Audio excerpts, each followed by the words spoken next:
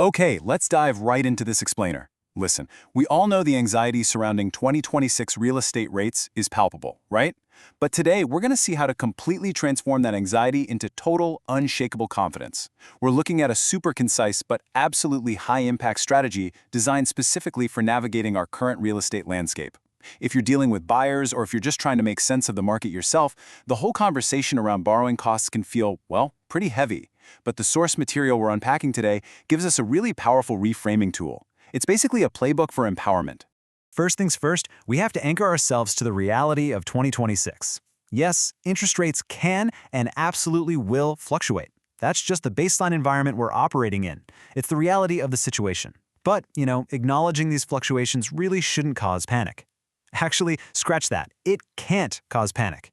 Instead, we need to use this baseline as our starting point to figure out exactly how to empower buyers when facing those shifting numbers. Because of all this up and down, we really have to look in the mirror and ask ourselves a very direct question. Are interest rates actually a roadblock? When the numbers take up, the gut reaction for so many buyers is to just slam on the brakes. They see a fluctuating rate and instantly assume it's a total dead end for their homeownership goals. But the entire premise of the strategy we're looking at today challenges that exact assumption. Calling it out is literally the biggest trap for buyers out there right now. So, we need a core pivot here. On one side of the coin, you have the default reaction, treating rates as a hard roadblock. But the much better directive, the real game changer, is turning them into a conversation about strategy. Shifting your mindset from a negative assumption to an empowering strategy changes the whole shebang. It takes all that power away from the fluctuating rate and puts it right back where it belongs, in the hands of the buyer. And to execute that pivot, the guide gives us a very clear 5-step strategic playbook. We're talking focusing on the why, emphasizing affordability, bringing in smart strategies, remembering to refinance, and relying on pre-approval. Let's unpack these one by one and see how this whole thing flows together. All right, starting with step 1. Before you even think about diving into the brutal math of monthly payments, you have to focus on the why. This means looking way beyond the immediate sticker shock of the interest rate itself. You've got to ground the conversation in the actual fundamental reason the buyer is looking at property in the first place. You're trying to pull them out of that short-term panic mode and reel them back into their long-term vision. Because here's the crucial point. Real estate remains an incredibly powerful long-term asset, even when rates are higher. The fundamental, enduring value of owning a home, that doesn't just vanish into thin air because borrowing costs ticked upwards. By establishing this foundational why right out of the gate, you constantly remind the buyer of the tangible, lasting benefits of their investment. Moving right along to the second strategy, we need to emphasize affordability. Now, I know what you're thinking. That sounds totally backwards when rates are climbing, right? But this step is all about completely reframing how we talk about affordability in a higher rate environment. It's not about pretending things aren't more expensive. It's about realistically redefining what affordability looks like in very practical terms for the buyer. For example, a slightly higher rate absolutely does not mean no home, which unfortunately is the fatalistic assumption so many buyers instantly jump to. Instead, it simply means a slightly different price point. Think about that. That is a massive paradigm shift. You aren't being locked out of the market entirely. You just need to adjust the target. It takes what looks like a closed door and turns it into just a slight detour. Okay, step 3. This is where we get into the actionable tools. This is where we introduce smart mortgage strategies. Once you've anchored that long-term value and adjusted those price point expectations, you don't just leave the buyer high and dry to figure out the financing on their own. No way. This is when we bring specific, tactical financial instruments to the table to tackle these 2026 rates head-on.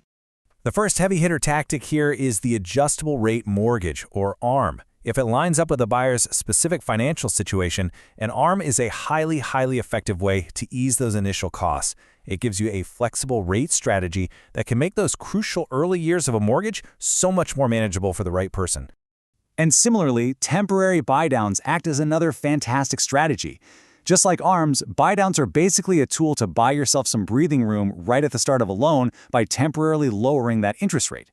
By bringing these specific strategies into the conversation, you're proving to the buyer that, hey, there are actual built-in mechanisms designed to help you navigate these higher rates. Now for step 4, and honestly, this one is like a giant sigh of relief. Remind them about refinancing.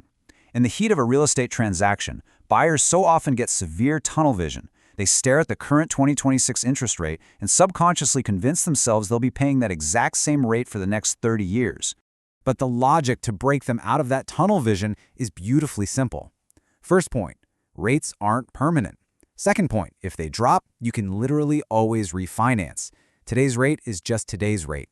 When you really internalize that, future rate drops stop being this frustrating missed opportunity of the past, and instead they become highly actionable opportunities for the future. And that brings us to our final step, which reminds us of the most timeless rule in real estate. Pre-approval is still king. Even with all the amazing long-term framing, the adjusted price points, and all those smart market strategies, nothing, and I mean nothing, beats hard data. Preparation is the ultimate antidote to market anxiety, and getting pre-approved is the absolute most concrete step a buyer can take to get prepared. Because, ambiguity breeds fear.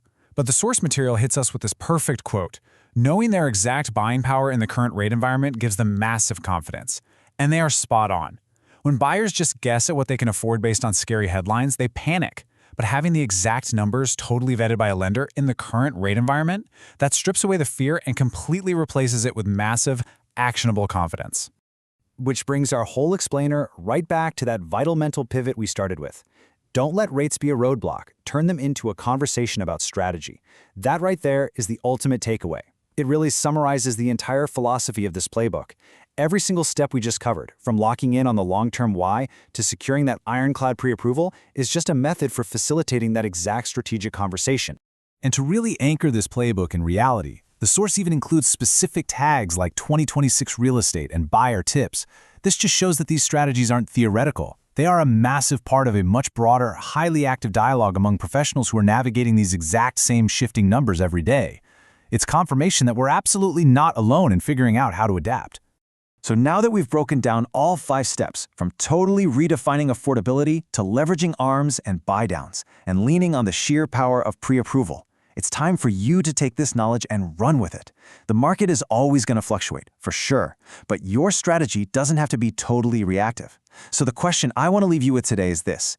How are you going to take this shift in perspective, stop seeing those numbers as a roadblock, and actively apply this 2026 playbook to empower your very own real estate journey?